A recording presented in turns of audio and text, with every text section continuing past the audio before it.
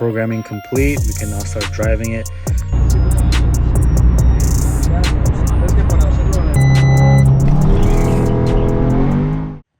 All right, so we have the S3 here, and this is what we're trying to do.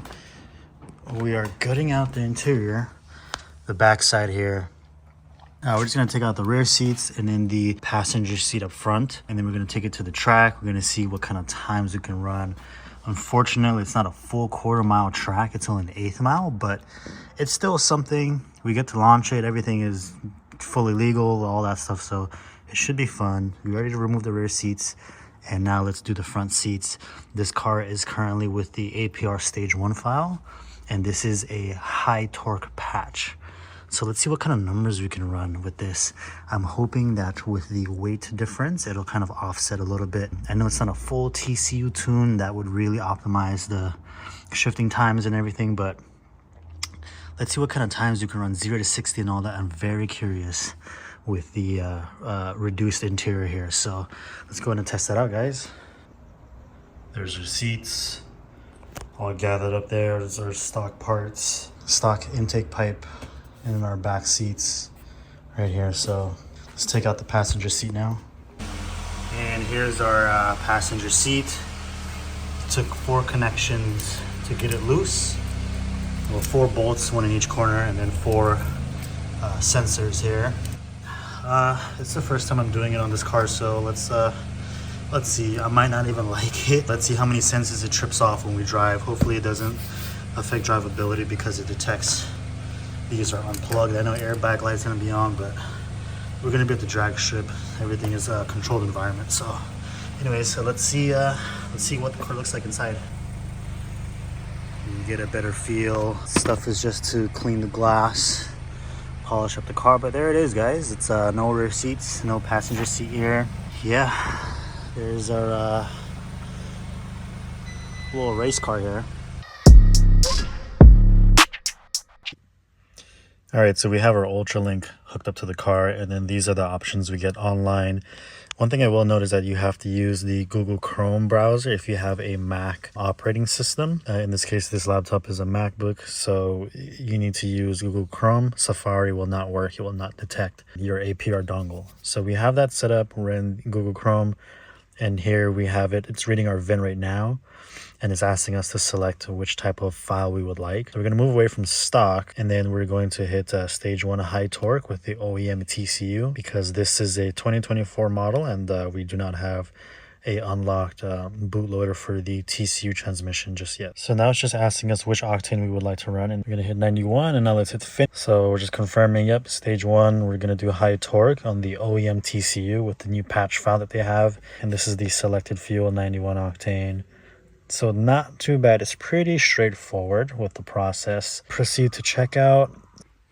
All right, so now that you've paid, it's going to take you over to this page for vehicle configuration. It's just making sure that you have your you have your hood fully propped open, and then you have a battery charger hooked up. You got to be above 12 volts. We're 12.9 here. I'm assuming you just hit configure my vehicle, and let's see how this goes, guys. It said it takes about 10 minutes, and there's going to be a lot of warning lights on the dash. Let's see how long this takes. I'm going to report back in just a minute here.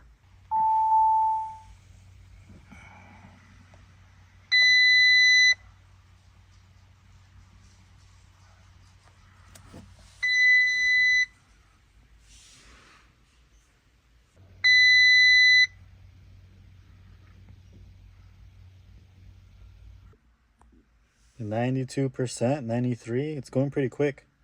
So far, it's been about 3 minutes. All right, guys, 99%. Now it says to key on.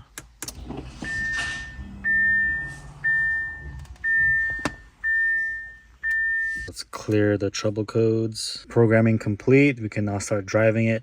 So one thing to note that I was told from APR is that some of the 2024 models still have like an extra step where it blocks the flash from happening. You'll get like this error code that pops up saying that the ECU is locked and you need to unlock it using Otis, which is what the dealerships use. So in that case, you would have to flash the car at a APR dealer versus doing it at home because they usually have Otis. In this case, this 2024 S3 did not need to do that. it was able to flash successfully. So it looks like we've got the green light. It's at 100%. Programming says complete. It says start your vehicle, unplug your ultralink cable, and we're good to go. So let's start it. Here we go.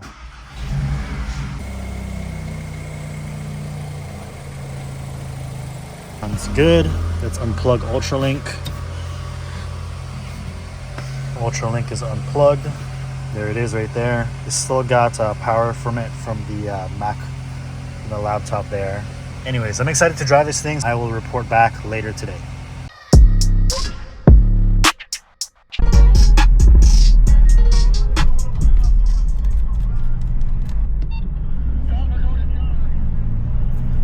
All right, guys, let's see.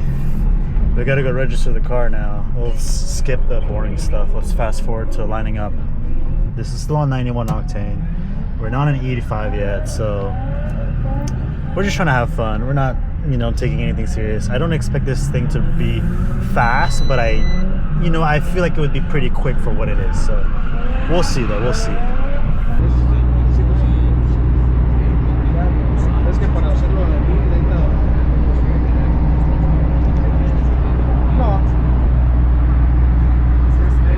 Here's us with just our little turbo inlet bone stock car with a little bit of rate reduction. Let's see how we do, guys.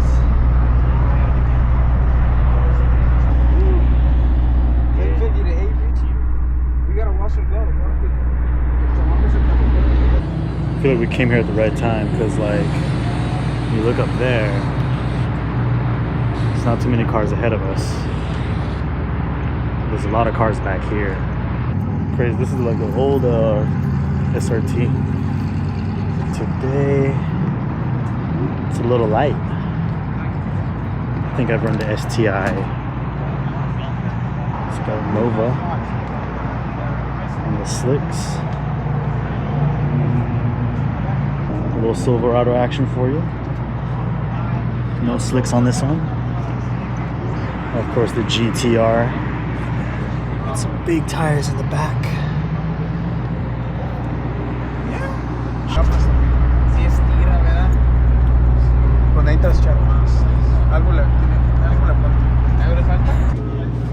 Well, M3. Oh, look at this.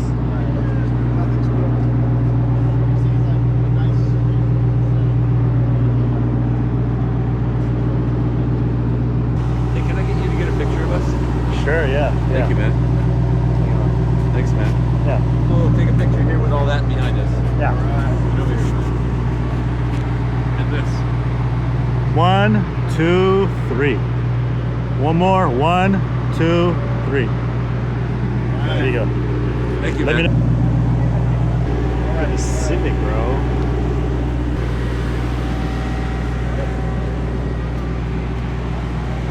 Oh, wow.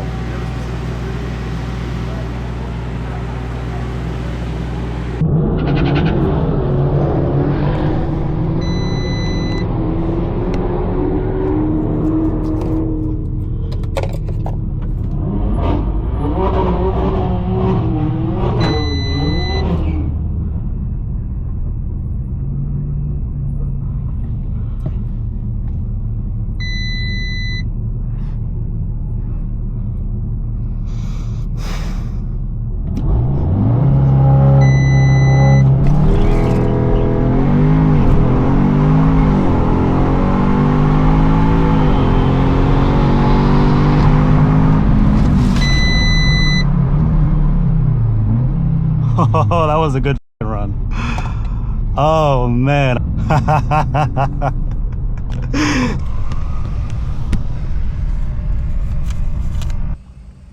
All right, so it was a cool night. We didn't really get to run it again because we were told we needed a helmet, so that sucks. Completely slipped my mind. Plus, I didn't even know what this car would run anyways.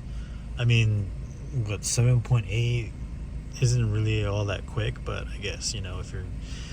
It's the rules, so, you know, it is what it is. Does the car feel faster? Yes, it does.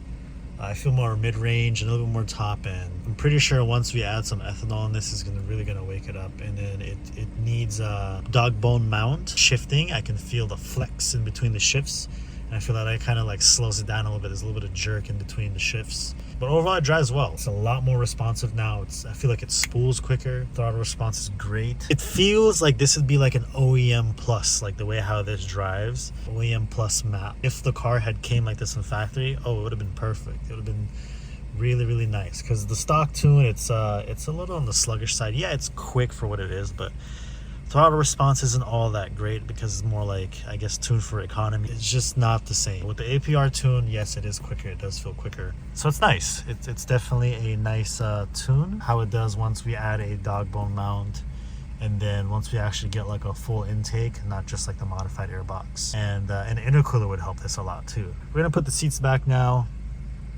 And yeah, we'll call it a night. But hopefully you guys enjoyed this video. I know it wasn't all that crazy, but next time we're gonna try to bring a helmet or something so we can catch some more runs out there at the strips. Anyways, hopefully you enjoyed this video and hope to catch you on next one. Peace.